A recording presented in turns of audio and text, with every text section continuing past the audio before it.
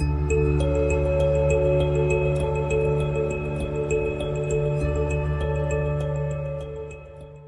right, guys, welcome. I'm very excited to be here today, and I'm presenting to you today Gonzalo, a fellow Spanish man who I've been in contact with for a few months now. We got in touch through my YouTube channel and then through Instagram, and then we've been chatting a lot. And this guy really has some strength, a strong message that he can share with all of you, all of us, about what it's like over to live with multiple sclerosis, and himself being a rather young man, what it's like for him to be living with multiple sclerosis.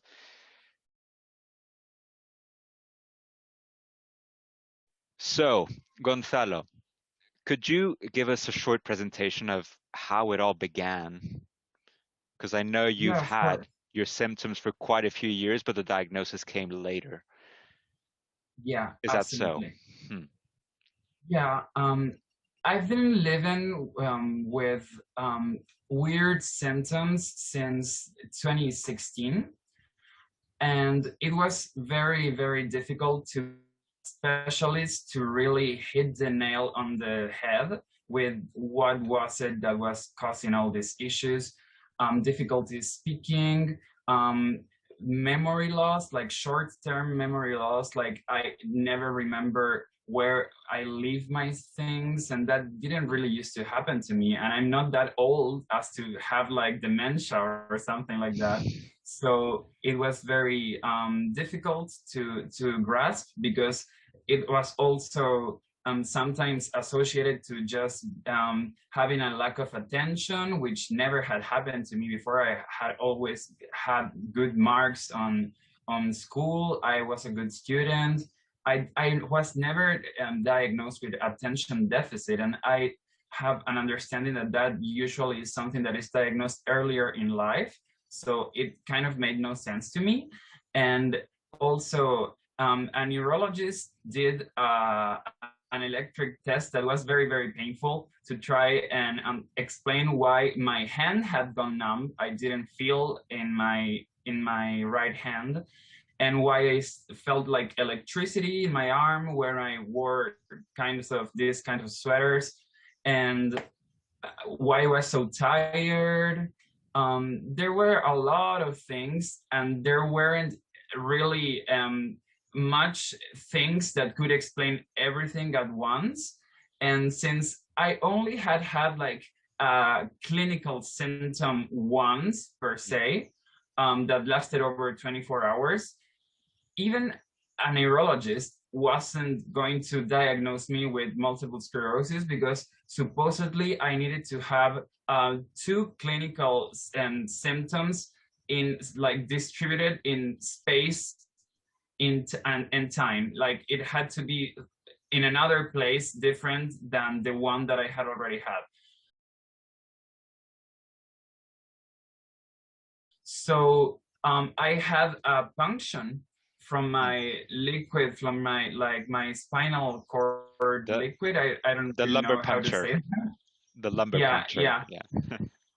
And there were like all these values that were wrong. So I had like a lot of scars also in my brain, but none of those were active. So it was a very, very long road towards a diagnosis. They told me that maybe I had a clinical isolated syndrome, and that sounded so much better than multiple sclerosis, because there's like this fear of that word. There's this preconceived notion that whoever has multiple sclerosis is just unavoidably gonna end up in a wheelchair, and their life is gonna be so tragic. And that all comes from ignorance and cliches. Of But course. fortunately, I traveled internationally to get an expert on the subject that gave me the diagnosis and told me, like, without trembling or anything, you have multiple sclerosis and you need to start a treatment, because if not, I don't know when, but I can assure you, you're going to have a new push you're going to have a relapse, and I don't know where you're going to have it. I don't know um how I don't know, and I don't want to say dangerous, but yes, I mean how detrimental it can be for your health, what part of your body can sustain it. So you need to start a treatment. So even though I was kind of scared of being in that situation, I even then found relief to be like, oh, then there's an explanation for what's going on with me. There's no more doubts here. This is what I have, this is the road I must take, and I understand that now. And I was very scared because I had been talked about like injections like every 2 days, and that was very, very detrimental for the quality of life. And there were all these side effects that like I was very afraid of. But fortunately, I started my treatment with Gilenia or fingolimod, and I've been doing great with that. I started like 6 months ago or something. So it's kind of weird that I have been living with this disease for half a decade, and it took so much time to start the treatment because of how complex it was to identify the problem and um, associate me with a treatment that worked for me personally, and not only for the disease but also for my life. Yeah. Well, I think that is a case of many people out there who get frustrated because they have these weird symptoms going on, and it takes them ages to finally be able to get a proper diagnosis because you need to run through a lot of tests to be able to rule everything out. And many, it's like a very specific constellation that needs to fit the picture of multiple sclerosis for them to be able to diagnose you. Very Um, painful test. Very, very painful tests. Yes, I just don't want to scare the viewers if they haven't had a spinal test before. But yes, it is painful. So Gonzalo, what was the thing that, like the attack? I guess it was an attack or the symptom that made you definitely like push for doctors to look at you properly, to give you a proper diagnosis? What were you My experiencing at the numb moment? hand. Was it that? Okay. Yeah, I mean, I also kind of was annoyed by feeling electricity in my arm and weird sources of coldness and heat without explanation. I literally thought that I had put my hand above like a heater or something, and that wasn't the case. But that was more than anything annoying. It wasn't impossibilitating. Being in a relationship, like having sex or whatever, not being able to touch your partner, not being able to feel who's right there next to you Mhm. was horrible for me. Yeah, of So course. they told me that I had tendinitis. I literally had like I don't know how to say it in English, gesso. Oh, a cast. Yeah, I had to sleep with a cast on my arm Mm. for like a month or so to try and like wait out the effects and like regain my hand. That of course did not work, but yeah, it was very, very troubling in that case. So I was like, I'm not gonna give up. I want an explanation. I went to all sorts of specialists. I went to a surgeon, like a special hand surgeon, um, a traumatologist, like orthopedist, Mhm. everything. So what I wanted to ask you next was how old were you when you got diagnosed, and how long ago was that? I got diagnosed on December of 2019. So I think I was like 25. Yeah. Yeah. And what at what point were you in your life at that age? What what changes did you have to make to accommodate this new reality that you're now living in? Well, I was single, so I didn't really have to give any explanation to any partner, which that kind of helped. But I still to this day have not opened up about my condition to everybody in my life. I Mm. have selected like the closest people, because they have to have patience to understand and to be Mm, constantly educated on this thing. And so the changes I mostly did were deciding not to overexert myself, to mhm. have a better sleep regime, sorry, because I was very careless when it came to sleeping. Like going out, dancing with friends, going out, drinking, even like party drugs. Like Yeah, yeah, I yeah. was living my 25s, my 20s, so it was tough to try and say, all right, but you really shouldn't be doing any of that now. Absolutely not. um yeah, so also not letting stress take over myself. Mhm, um Not like knowing when to draw a line, mhm, knowing when to say I can't do more than I am doing at this moment, and like be more considerate of myself, mhm. because if I am not, then nobody else is going to be. We live in a world that goes so fast, and everything is like now, and people are more accustomed than ever to get whatever they want with the click of their hand. Yeah, So you're always kind of pushed to like be on time and do everything as fast as you can and be productive, and it's all very competitive. And even like singing, I've been singing on stage since I was 12. I have a couple of songs on Spotify. Even in that whole area, quickness is of the utmost importance. yeah. So I just had to like put a bit of a stop into that crazy dynamic and take time for myself.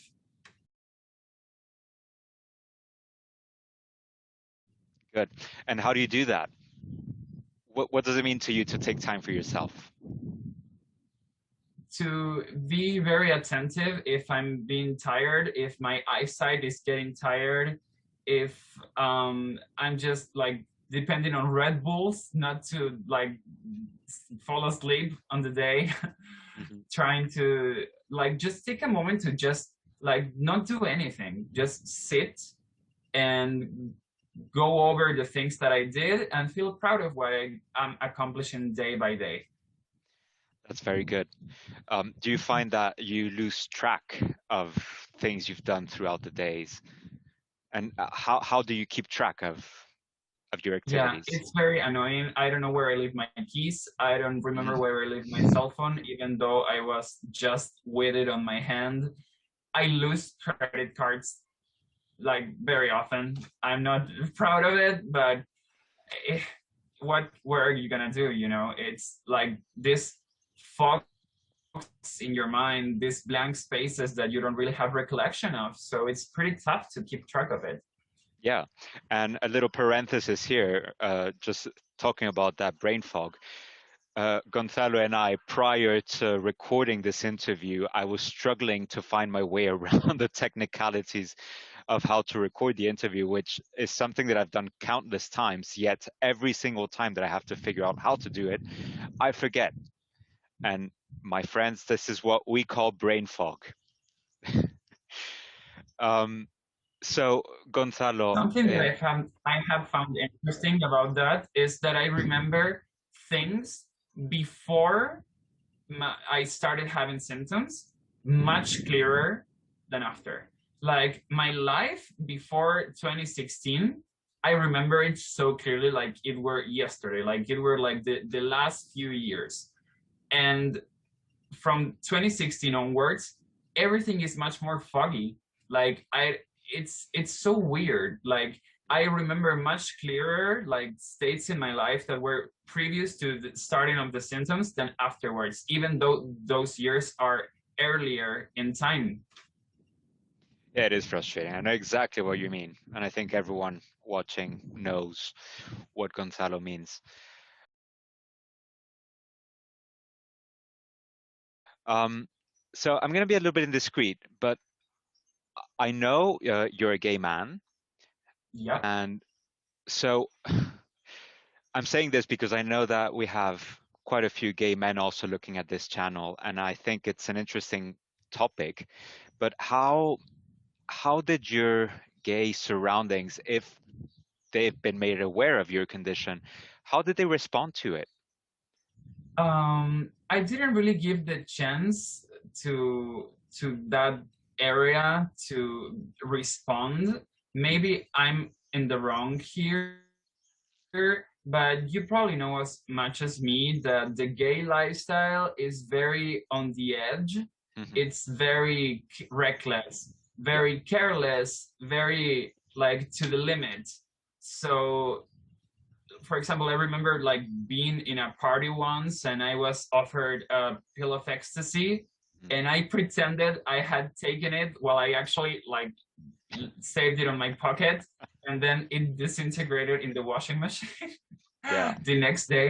That was a But I happy like washing even machine. pretended to be, yeah, yeah, such a trip. I even pretended to be on E in that surroundings because Mm. I was I was maybe scared of like I don't know lowering everybody's morale or like good mood or everything, saying like I have a disability, like I have a debilitating disease. It's not like much of a party mood at all, and you don't want to be secluded. You don't want to be stop being invited to do stuff because people just assume for you, they decide for you, they think you can't do things that you actually maybe are perfectly capable of just because they just put everything in this big colossal bag of oh he's ill or oh he can't do that. Hmm. So I try to avoid that. So to answer your question, I haven't even given them the chance to respond. No. Well, fair enough.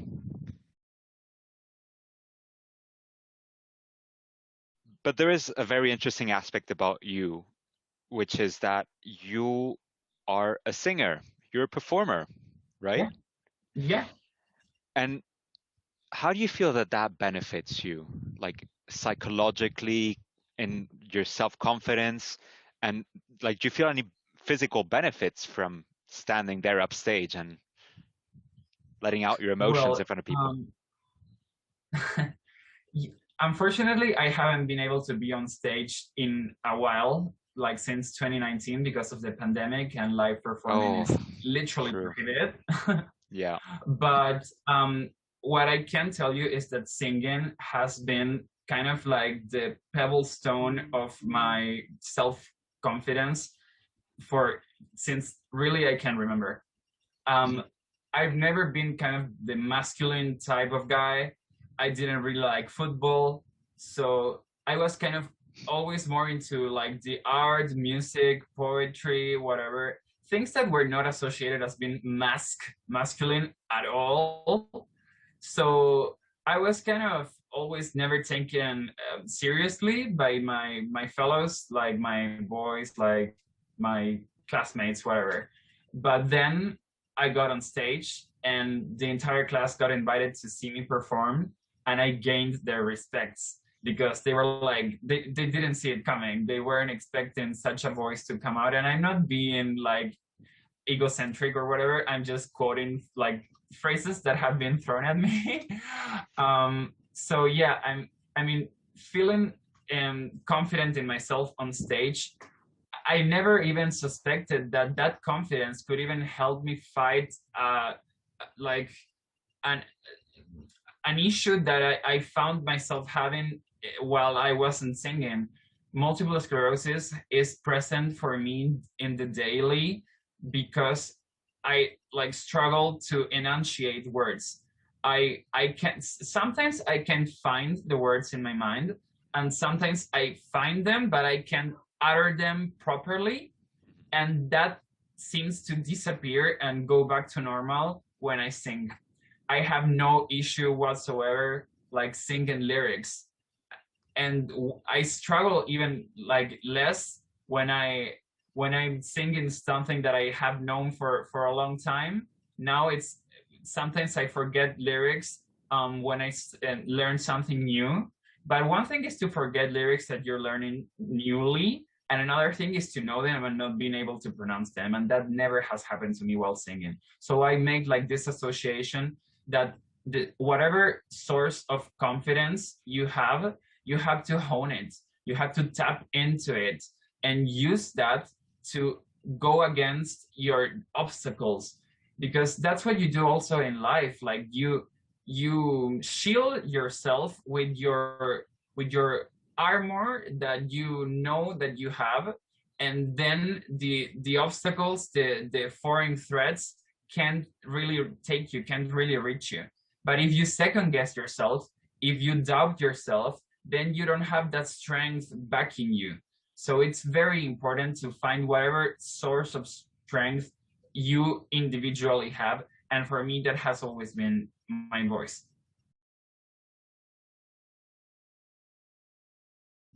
In have you used your singing, your songs, to sort of come to terms with your multiple sclerosis, to process your emotions and Yeah, I've always used music like as a cathartic way to come to terms with things and to accept things, like things that I have no control over. Um, of course, I do have control over my voice, at least when I'm singing. So it does help to compensate the feeling of helplessness, the feeling of disability, to feel so able in other fields. absolutely. Absolutely. I just love this message, the thought of doing something that you're really good at, something that you love, in order for you to find, that confidence that you feel like is taken from you when you're diagnosed with multiple sclerosis. You feel like you're not worth as much as you were. But yes, finding that confidence, bringing it forth, is a proof that you are, and a reminder to yourself that you are. So I just love that. I love that message, Gonzalo, and I think that it's very important for newly diagnosed people out there who are coming to terms and who are struggling to make sense of themselves and what's going to happen next. Then I think that as a very, very strong tool that you can use in this journey that you're entering is to find something that you love doing and do it passionately and stick to it and keep that as a like a navigating light to lead you through the murky waters of the journey that multiple sclerosis is. But not only multiple sclerosis, like we live in a society that constantly makes us doubt ourselves and think that we're not good enough and compare ourselves with like supposed ideals of perfection. So self-doubt is truly a pandemic that has been like active way longer than the one that we're living today. Hmm. So even if you don't have a disability, even if you're not a minority, of course that intensifies when you have a disability and you are a minority. But everybody can struggle with self-doubt. So it's so crucial to find something that maybe even you forget that you're good at, and remind yourself, hey, I'm actually good at this. Hey, like this is actually something like worth showing, or worth developing or working for, or like giving room in your life. Hmm. Hang on, unstable internet connection.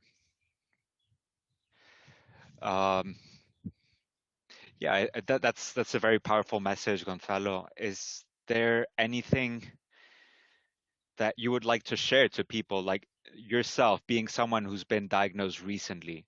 What processes have you gone through in order for you to reach the stage that you're at right now, which is a rather accepting stage of your condition, right?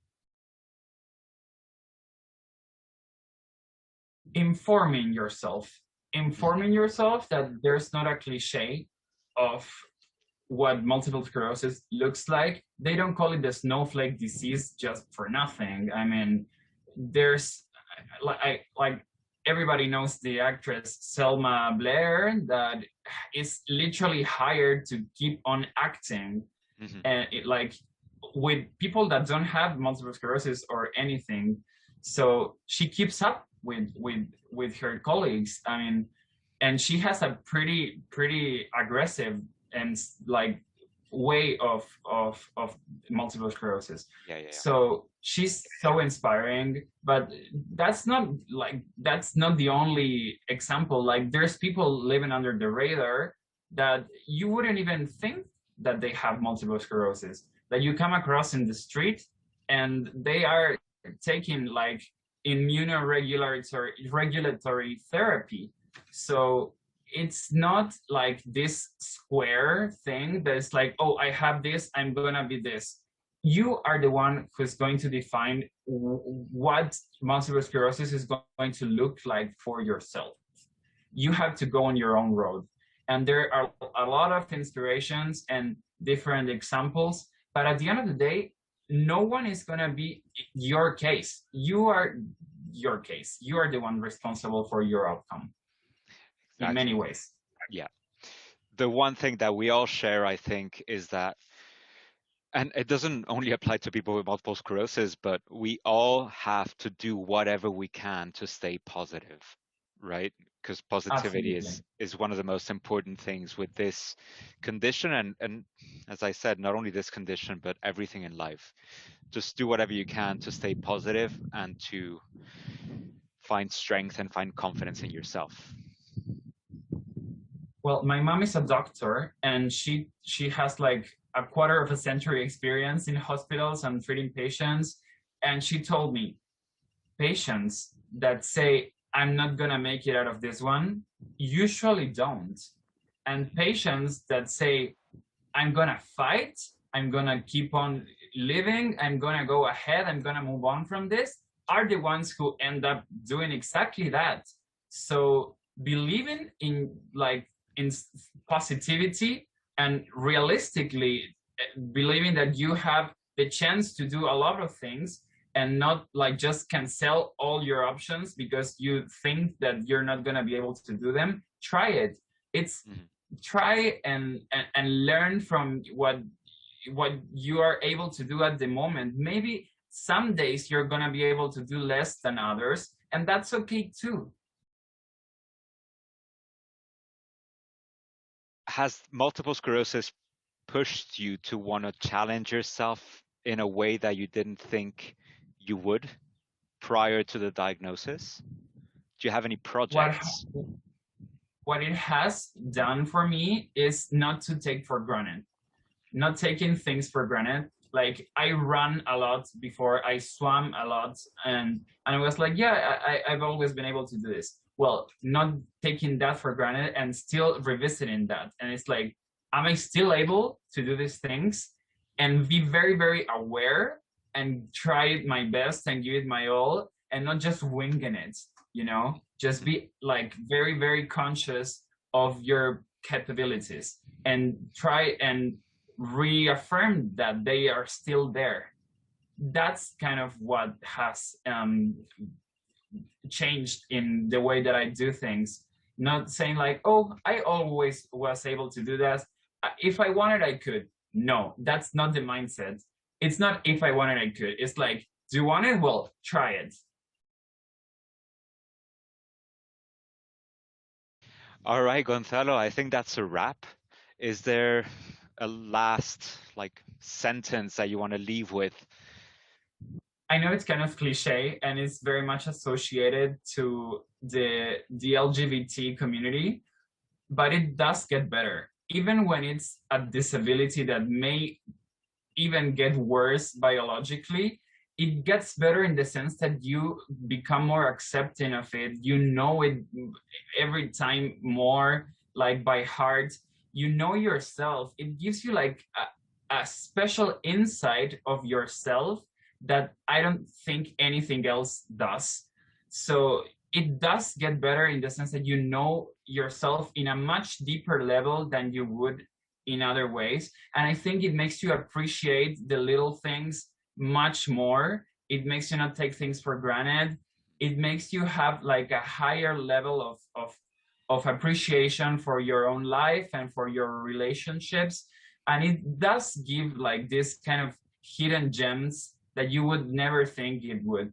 And also like the it lends you the possibility of shunning things that are negative for you. And it's like, I'm not going to complicate myself for this because it's bad for my health.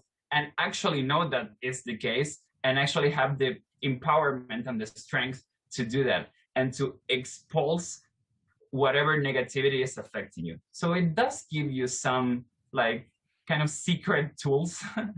So be on the lookout for that. I love that. I love that. Thank you so much. Well, Gonzalo, thank you so much for your time. It's been a pleasure chatting with you, and I hope we'll speak soon again. Thank you for the platform. I hope this helps at least one person feel not that bad about whatever they have to You've go helped through one in their already. life. Oh, thank you. You have helped me so much as well. Your videos Oh, have been incredibly inspiring, and you're such a role model for me too. thank you so much. All right, we'll speak soon, Gonzalo. Take Bye. take care of yourself. You too.